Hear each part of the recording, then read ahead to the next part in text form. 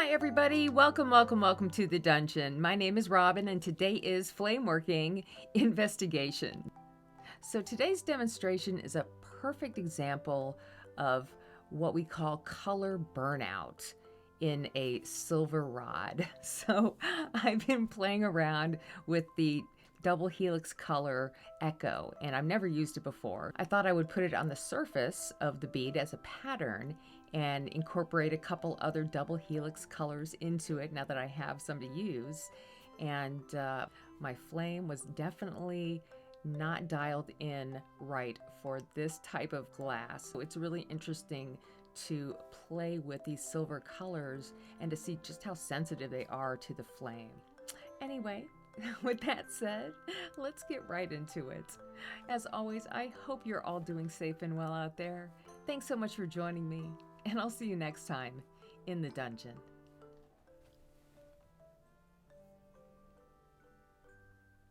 All right, I'm going to start things out with this new color I have. It's called Red Purple, and it's a really pretty dark red that I've always wanted to try. So I am going to start out with a base of that color.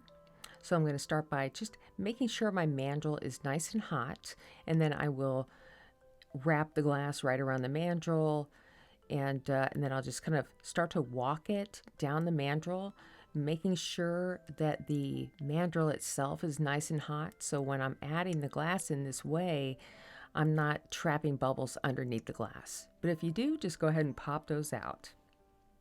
Just keep heating it up. And after that, I just want to give it a nice roll and get everything nice and even and shape up my edges a little bit. And then I thought I needed a little bit more glass because I wanted a really big bead. So I'm going to add one more round of this red here. I'm not really sure what I was thinking at this point because it really got bigger than I wanted it to be. This bead took about 50 minutes to make, not quite an hour. And right here, I'm just kind of melting in the sides and that whole second layer of glass into the bead below it. And then I'll just shape it up and make sure it is looking nice and even before I add my clear. And the reason why I'm adding clear here is, I was making a whole bunch of these. And every time I was working with this Ekho color, it just looked really bad on the surface of this red, and it would turn the red gray. And I know sometimes these high silver, these potent colors can, they can fume the colors around it, with the silver changing those colors.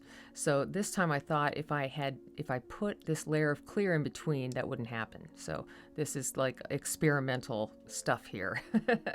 So I'm just going to go ahead and smooth that clear out. And I was really sloppy adding this clear, and I felt like I didn't quite cover up all of the red, but because it was hard for me to see, where the red might be exposed, I figured I'd just wrap the whole thing one more time in clear, making it even bigger. All right, so now I'm just going to heat that in and shape it up again so we can start our pattern. And I'm just using a butter knife here and kind of getting it into a bicone shape.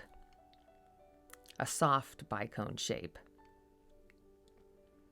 All right, now I'm going to start out with the Ekho, and I have pulled some stringers. And the pattern that I want to use today is called the Ogee. And I've done this pattern before in black and white, and it's one of my favorite patterns. It's just so cool, and it's easy to make. And so I'm going to start this pattern out by just drawing 6 lines around the bead, and they don't have to be perfect.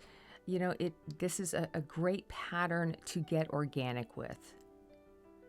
And I'm just going to draw these on there. And as I'm drawing the cane on and laying it down, I always try to make sure that the bead underneath, the bead itself is nice and hot and will easily accept the glass, you know, and stick to it as I lay it down. So make sure your glass underneath is hot.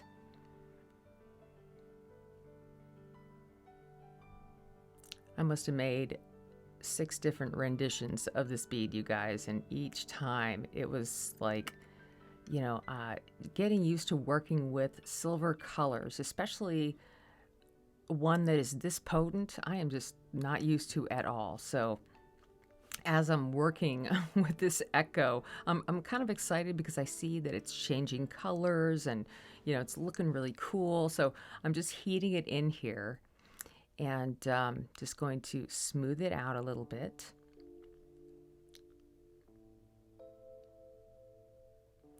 Now, a lot of my problem with what I was calling the burnout of this color is got to be the way my flame is set. I think I have just too much propane and not enough oxygen. Anyway, that's what I think about when I am editing these videos, because I'm constantly watching, what did I do wrong? Anyway, so with this pattern, what I'm going to do is add 3 dots. Now you want 6 lines, and then you'll add a dot to the center of 3 of those lines, and then we will just start making this pattern here and do the opposites, add some dots on the opposite sides. And as I'm adding these dots with this Ekho color, the rod is very dark, I can see that immediately the glass is shimmering and it's reducing. It's already in a reduction flame right here. And this is the flame I used the whole time I made this bead. So that is the reason why this color came out mustard yellow, which is crazy because if I wanted mustard yellow, I would have used mustard yellow. But I think it looked pretty cool in the end, and that's why I decided to share this one with you guys. Because even though you think it might be a disaster, you know, it's not horrible in the long run. You have to let me know what you think. Anyway, I did spend a little bit of time heating and pressing down each one of those dots. And after I heat that up now, you see that beautiful Ogee pattern showing up. And from here, you can do all sorts of fun stuff, adding different dots and just decorating it however you want. But I'm just going to let this cool down a little bit.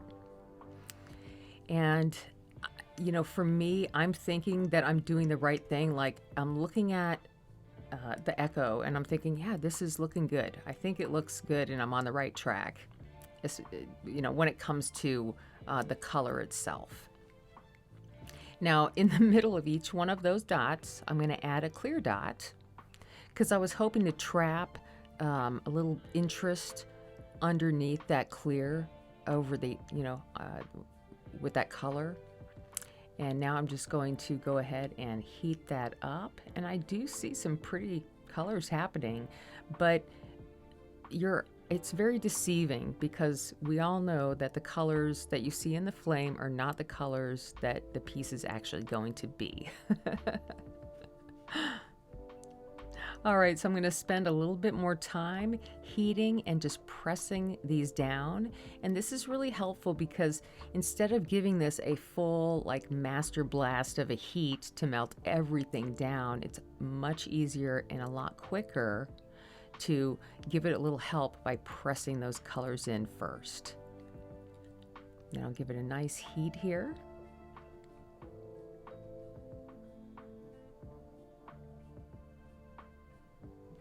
These heating segments took so long, but I was also trying to kind of figure out what was going on with the color itself. Okay, so what I want to do now is add a little bit of black. And I thought this would be nice because I want to add another double helix color on top of this, the Atlas. And the Atlas is very, very similar to the Ekho. It's just not as intense. And I do like to work in the middle of the mandrel. It makes things a lot easier for me. I'm a very shaky person, and it helps me to be able to reach both ends of the bead when I can turn the mandrel around. So it's very helpful. And if you wonder how I put the the bead release in the middle of the mandrel, I have a video on that. It's the very first one in the 101 series. It's called 101, I think, mandrel in the middle. So check that one out if you're interested. Okay, so I'm just using a very small amount of atlas here with this stringer.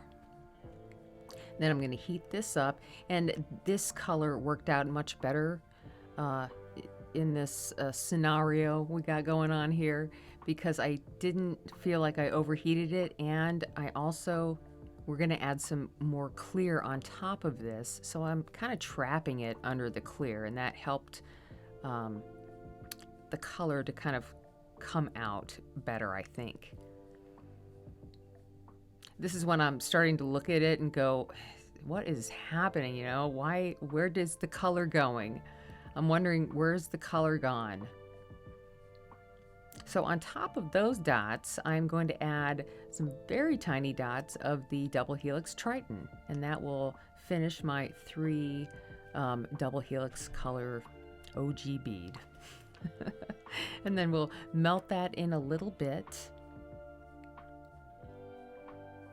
And then we're going to go ahead and go through the whole process of just gently pressing every one of these dots down.